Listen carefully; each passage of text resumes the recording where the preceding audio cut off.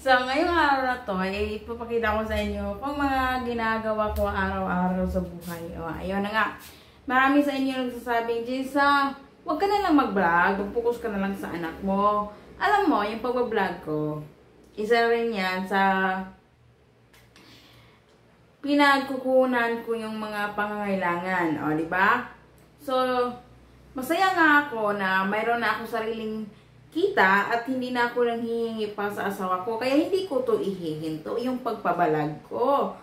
Oh. At ang anak ko naman, hindi ko naman yan pinabayaan. Diyos ko, Lord. So, ayun na nga. So, itong pagpabalag ko, kita nyo? Sasabihin niya, Jessa, hindi naman to nagtitext ng mga araw or days. So, kapag may ginagawa ko, especially, example, pumunta ko sa bundok, totoo talaga yan, yung ginagawa ko, ganyan talaga yung ginagawa ko. So, hindi na yung nag-spend ng time or oras kasi kung anong ginagawa ko, ilalapag ko lang yung cellphone ko at ipapakita ko sa inyo yung mga ginagawa ko sa buhay-buhay. O, diba? Yung natagalan lang ako dyan, dyan lang sa pag-edit, pero masaya nga ako na nagkaroon ako ng pag-vlog kasi hindi na ako maghihingi ng asawa ko. Mayroon ako sarili kong pira. At ayun, magbibili ko yung gusto kong bibilhin at nakapagbigay na rin ako ng paghati-hati sa mga pangangailangan dito sa bahay. And sobrang maganda talaga to kasi kapag nag-away kami ng asawa ko, mayroon akong sarili pamilya, hindi ako umaasa sa kanya palagi. At hindi ako na rin aasa sa kanya. At ito na nga, yung anak ko natutulog. O, papakita ko sa inyo, natutulog. O, bago ako nagbablog, pinapatulog ko muna yung anak ko. Pagkatapos nito, maglilinis ako dito sa bahay. At itong video na to, hindi ko siya ine-edit ng sobra. Kaunti lang. At dito sa labas, maglilinis tayo. So, habang natutulog siya, ayun, maglalaba. At ang sa labas, mga laruan talaga yung mga idol. Tingnan nyo. Mga laruan. So, magre-reklamo na naman sila. Sasabihin naman, ang dumi-dumi ng labas mo, Jessa.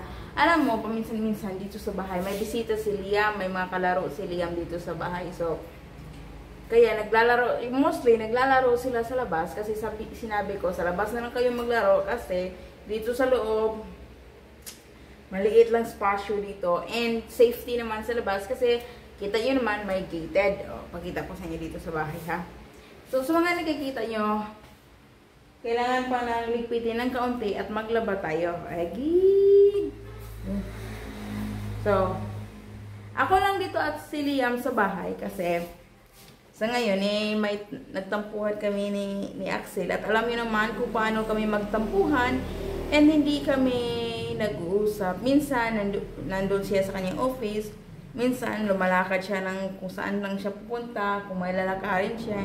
And same as me, dahil yung sa kanya, yung ginagamit niya motor, wala ngang motor doon sa labas. Pakita ko sa inyo, walang motor dito. Pinapakita niya dito, walang motor. Sasakyan lang meron. So, ayan.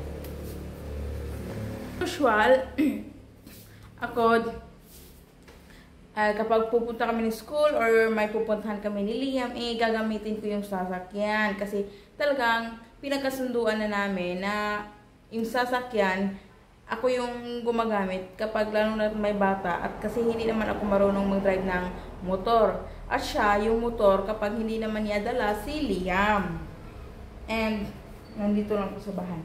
So, kakatapos lang namin kanina, nag-school kami. Yung time ng school ni Liam is 10 to 11. So, ayun na nga. 1 hour lang po yung school niya sa nursery. And pagkatapos niyan, pinakain ko siya ng lunch. And pagkatapos niyan is natulog siya. Yun ang kanyang routine talaga. Everyday, gigising siya ng alas 8, maglaro siya.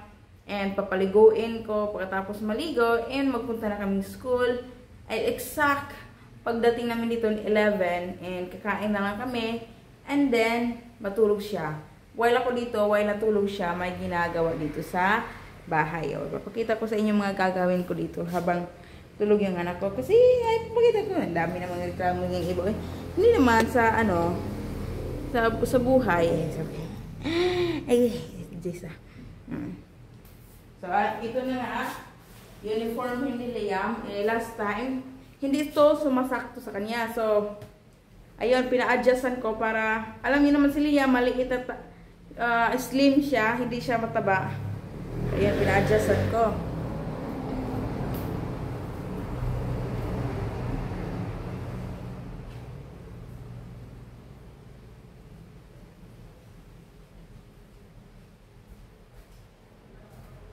So, alam nyo, every hapon ako lalabas. So, itong time na to, ganitong time, while natutulog si Liam, nagligpit ako at nag-i-edit ng video. Ganito talaga yung routine ko. Tingnan muna natin yung book ng anak ko kung anong ginagawa niya sa klase. So, meron silang libro pala dito, mga guys, mga pulis. So, pinasik, alam ko naman na hindi nyo alam pa na nag-school si Liam as a nursery. Ayan! Good boy pala yung anak ko eh. Nagsta-study pala. O, ayun. Meron silang, sa nursery, meron silang 8 na books. So far, 4 pa lang ang nare-release nilang libro. O, merong art. Pakita ko sa inyo. So, ito yung mga ginagawa ni Liam. So far, hindi gaanong very active yung anak ko sa school. Pero, tinuturuan ko siya kung yung bang hinahawakan yung kanyang kamay para mag-color talaga siya kasi hate niya yung mag-color. Tingnan nyo. Dito siya, yung book niya. Oh, nagko-color sila. So, ito yung tinatawag nila na art. Diba? So far, yung anak ko, hirap siyang pero sa ngayon naman talaga, maganda na kasi hindi na siya gaanong umiiyak. Tapos, tinatry ko na rin siyang iwanan sa school niya para masanay siya na hindi ako nandun palagi sa loob ng school. O, meron silang lonsaran or Tagalog book sa wikang pangbasa. Ito yung pangatlo. Meron silang pang-apat nito ay tinatawag na kinosis. Diba? Ang daming libro nila. So, tinutulungan ko rin yung si Liam na magsulat, gano'n, na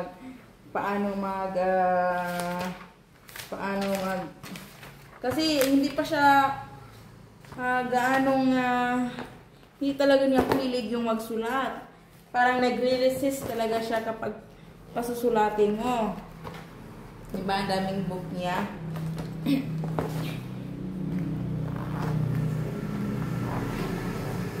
Okay. So, ngayon, ito na nga. Nakalimutan ko. Maglinis na tayo. Ba? So, sabi ko naman ulit, baka nakalimutan ko yung sinabi ko kanina. Yung asawa ko, hindi ko alam kung saan nagpunta. Kasi nga, nag-aaway kami, di ba? Kagi, anong nangyari ito?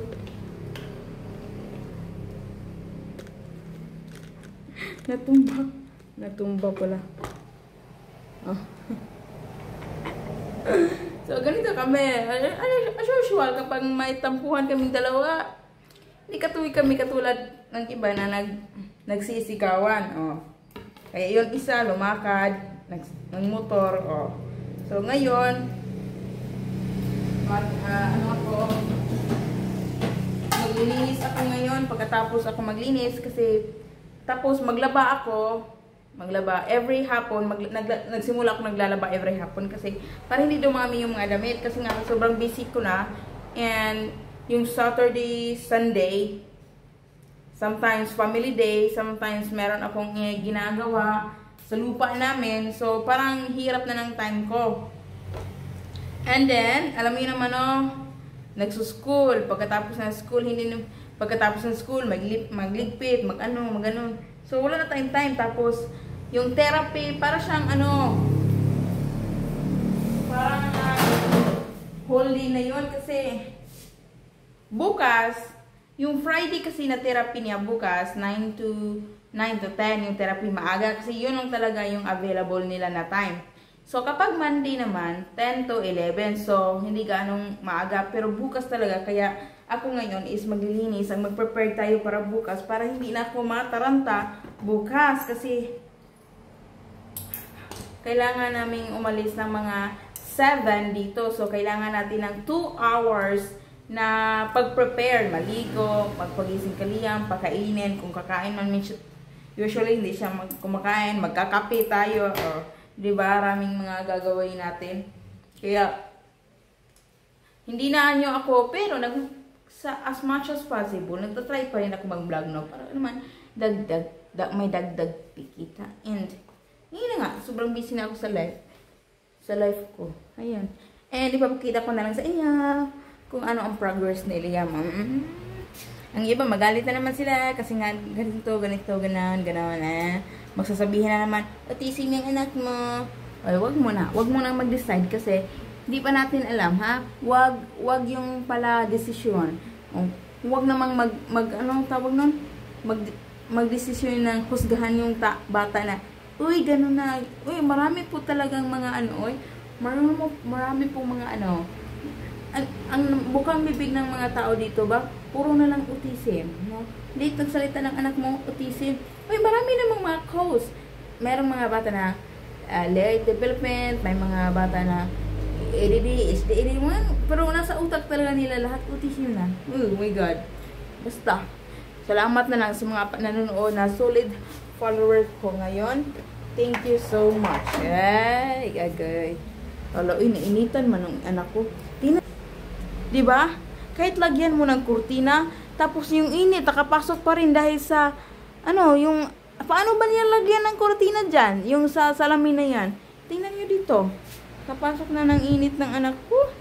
Ilagay ko na nga siya dito. Lagay ko siya sa kabila kasi sobrang init. Dito ko siya ilagay. Wait lang. Tingnan nyo yung bedsheet. Sinira na naman ng anak ko. Nagdala pa siya ng tsinelas dito kasi gusto niyang lumabas. Mamaya na. Ilagay ko muna dito yung anak ko. Kasi mainit dito. Mainit. Tsaka. Electric pa. Ito harap. Okay. Electric pa. And thank you for watching, guys. Bye-bye.